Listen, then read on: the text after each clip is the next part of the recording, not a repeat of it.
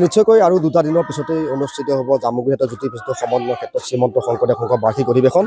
ইতিমধ্যে বাৰ্ষিক অধিৱেশন উপলক্ষে জ্যোতি বিষ্ণু সমন্বয় ক্ষেত্ৰত ব্যস্ততাৰ সমান্তৰালকৈ ইতিমধ্যে গাঁৱে ভূঞে ব্যস্ততাৰ যে অন্ত নোহোৱা হৈছে। প্ৰত্যেকেই ভকত বৈষ্ণৱক আদৰিবৰ বাবে তেওঁলোক ব্যস্ত হৈ পৰিছে আৰু এয়া হৈছে পানী গাঁৱৰ একাংশ আই মাতৃৰ দৃশ্য। ইতিমধ্যে তেওঁলোকে ভকত বৈষ্ণৱক আদৰিবৰ বাবে এইদৰে পিঠা লাডু তৈয়াৰ কৰাত তেওঁলোক ব্যস্ত হৈ পৰিছে। কেৱল এখন গাঁৱতেই নহয়, জামুগুৰিহাটৰ লগতে তেজপুৰ জিলাৰ প্ৰতিখন গাঁৱতে আই মাতৃসকল এইদৰেই লাখ লাখ মিঠৈ পিঠা লাডু আদি তৈয়াৰ কৰাত তেওঁলোক ব্যস্ত হৈ পৰিছে। আৰু এই তৈয়াৰ কৰা মুহূৰ্তটো তেওঁলোকে আচলতে হৰিনামৰ ধ্বনিৰে মুখৰ কৰি তুলিছে।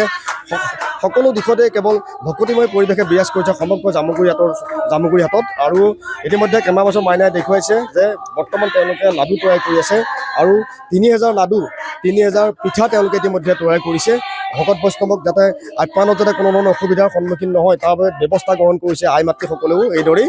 মই এগৰাকী আই মাতৃৰ কাষত যাব বিচাৰিছোঁ, তেওঁৰ পৰা জানিবলৈ মই চেষ্টা কৰি অকণ উঠি দিলে ভাল লাগিব। হ'ব কৃষ্ণ, আপোনালোকে এতিয়ালৈকে কিমান পিঠা লাডু তৈয়াৰ কৰিলে? কৃষ্ণ জয়গুৰু শংকৰ।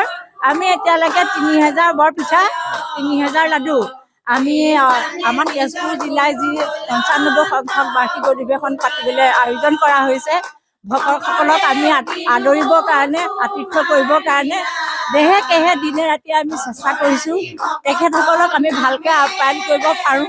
সেইকাৰণে কাৰ্যমানে চেষ্টা কৰি আছোঁ যাতে তেখেতসকলে ইয়াত কোনো বেয়া পাই নাযায়। সেইকাৰণে আমি অহোপুৰুষাৰ্থ চেষ্টা কৰিছোঁ ইয়াত। আৰু আমি লাগিয়ে আছোঁ সেয়া লাডু পিঠা বনোৱাত। সেয়া আমাৰ ভাতৰ আয়োজনো কৰা হৈছে। আইসকলে ফূৰ্তি ফাৰ্তা কৰি সকলোৱে চবেই কৰি আছে ইয়াত। ৰাতিপুৱাৰ পৰা লাগি আছে? ৰাতিপুৱা যাৰ পৰা লাগিছোঁ, যিমান সময় লাগে আৰু। কালিও তেনেকৈ লাগি আছোঁ পিঠাৰ কাৰণে, আজি লাডুৰ কাৰণে। আমি তালৈও অহা যোৱা কৰি থাকোঁ।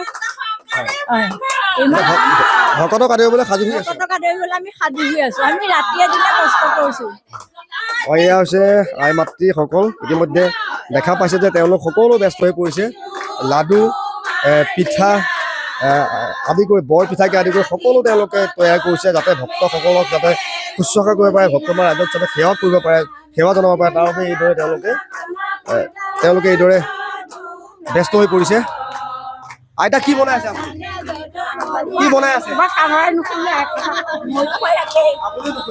কি বনাই আছে?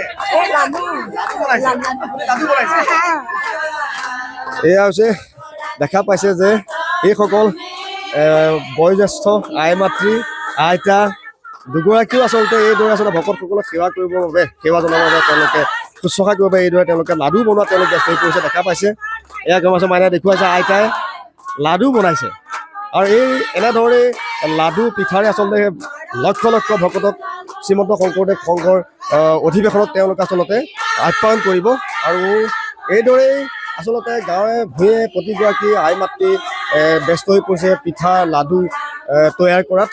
আৰু এই পিঠা লাডুৱে সৈতে তেওঁলোকে আপ্যায়ন কৰিব ভকত বৈষ্ণৱক। আৰু প্ৰতিখন গাঁৱতেই আচলতে ভক্তিৰসত বিলীন গৈছে আৰু ব্যস্ততাৰ সীমা নোহোৱা হৈছে, কিয়নো মাজত মাত্ৰ 2টা দিন আৰু 2টা দিনৰ পিছতেই জামুগুৰিহাটৰ জ্যোতি বিষ্ণু সমন্বয় ক্ষেত্ৰত অনুষ্ঠিত হ'ব শ্ৰীমন্ত শংকৰদেৱ সংঘৰ 95 সংখ্যক বাৰ্ষিক অধিৱেশন।